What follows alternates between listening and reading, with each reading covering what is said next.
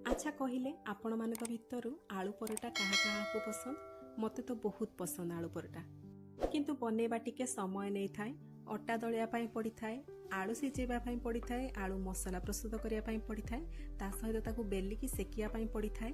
ताहले चलंतु आज आलू परोटा बनेबा, किंतु कम समय रे। अटा दलिया पाई पड़िबो नाही, आलू मसला बनिया पाई पड़िबो नाही, पूरा झटपट वे रे आपण एई आलू परोटा को बनै पारिबे।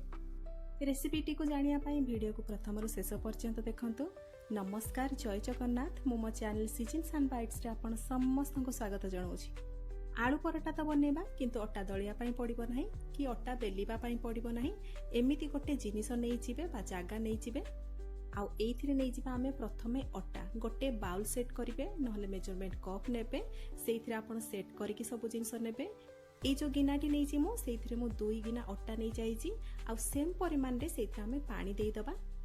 याकू परफेक्ट बनेया पाई आपण टिके मेजरमेंट उपरे ध्यान रखिबे। 2 कप अटा पाई 2 कप पानी नेबे। एबे भलो भाबरे ताकू मिक्स करि नबा।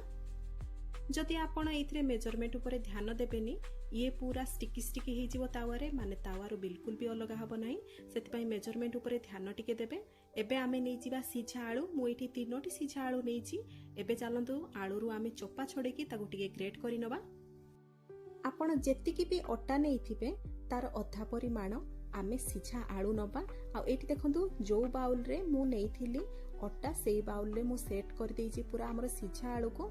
आ एठी आपण देखि पारतबे गोटे बाउल हेची सिझा आलू आ 2 बाउल हमर। आपण जति आलू को ग्रेट करिवे नाही, भलो भाबरे आलू को चकटिकी हाथ रे पूरा फाइन करि नेबे।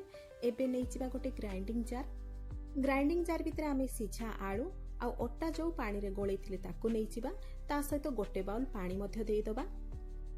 जो सर्विंग बाउल में मु अटा को गोळै थिली सेइथिरे मु गोटे गिना पानी देई देइची। आ ताकू भलो भाबरे एठी मिक्स करके आमे ग्राइंडिंग जार रे पके नबा।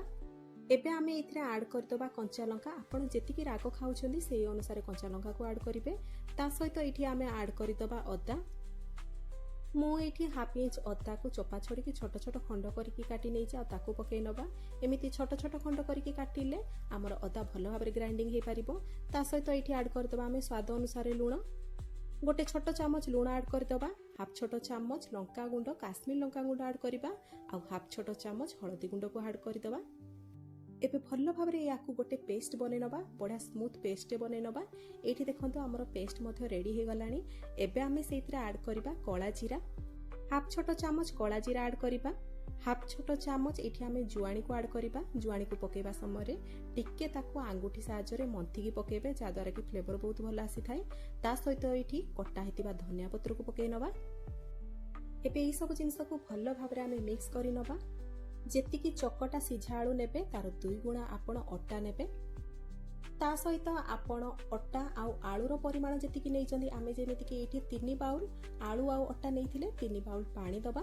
किंतु मने रखिथिबे आपण जति आलू रो परिमाण आ अटा रो परिमाण सेम रखिबे, आमे जो आलू परोटाटी करिबा से तावा रे लागि जिवो, बिल्कुल भी तावा रे छाड़िबो नाही। एबे ये तो एठी रेडी हे गलानी। एबे चलंतु आमे गैस ऑन करके सेइथिरे तावा बसे नबा। तावा को प्रथमे आमे भलो भाबरे गरम करि नबा। एबे सेइथिरे आमे डंकी साहाय्य अनुसार आपण जेतिकी बड़ बड़ पिठा करि पारले सेतिकी आपण डंकी रे आपण पिठो नै जिवे। आउ गोटे जिंस मने रखिथिबे, जेतेबेले स्प्रेड करूछंदी आपण फ्लेम को हाई रे रखिबे नाही। बिना तेल रे ए पिठा को आपण स्प्रेड करि नेबे। ता सहित पिठाटी को बेसी पतला करिवे नाही। पिठाटी को सिझिया पाई मु एठी ढांकुणी घडे देइची। आउ एठी देखंतु गोटे साइड हेइ गला परे आमे ताकू अलट पालट करि नबा। जेतेबेले आपण देखिबे दी पट साइड हमर भलो भाबरे सेकी हे गलानी, टिके हल्का लाल कलर हे गलानी। आपण सेइथिरे तेल पकेबे। आ जेमिति हमर नॉर्मली परोटा करंती सेई परिका भाबरे आपण ताको भलो भाबरे तेल सब आडे स्प्रेड करि नेबे। आ ताको भलो भाबरे पिठा कड़िका साहाय्य रे प्रेस करी करी भलो भाबरे सेकी नेबे। एमिति प्रेस करी करी आपण जदि सेकिबे भलो भाबरे हमर आलू परोटाटी सिझिबो। आ मने रखिथिबे एई आलू परोटा को सेकिला बेले फ्लेम को लो रखिबे।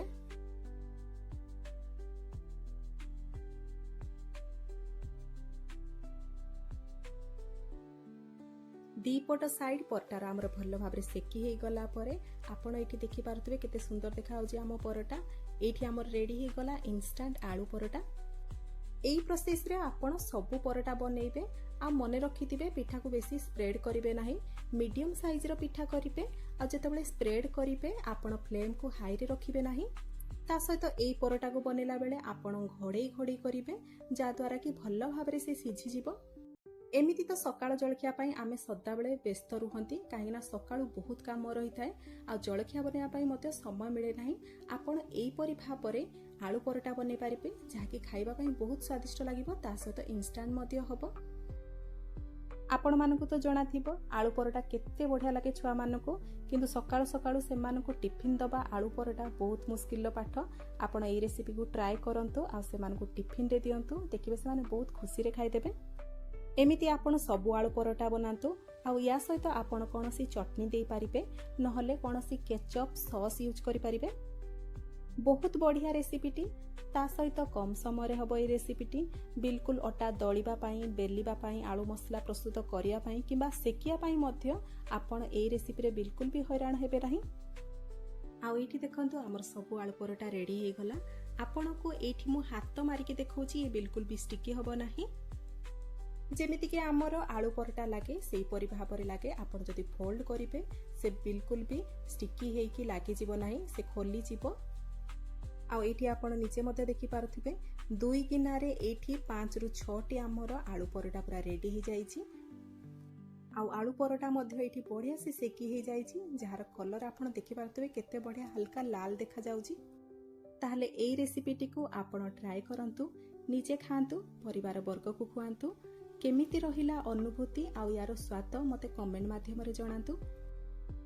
भिडियोटी भल लागिथिले लाइक टे निहाती करिवे। भिडियोटी जदि पसंद आसीथिबो सांगसाथी बंधु बांधव मानक सहित शेयर करिवे। मो चैनल रे जदि नुआ आछंती कि मो चैनल को सब्सक्राइब करनांती प्लीज सब्सक्राइब करि नेबे। फेसबुक पेज रे जदि मो भिडियोटी को देखुचंती पेज टी फॉलो करि नेबे। पुणी देखा आ गोटे नुआ रेसिपी वीडियो रे। नमस्कार, जय जगन्नाथ।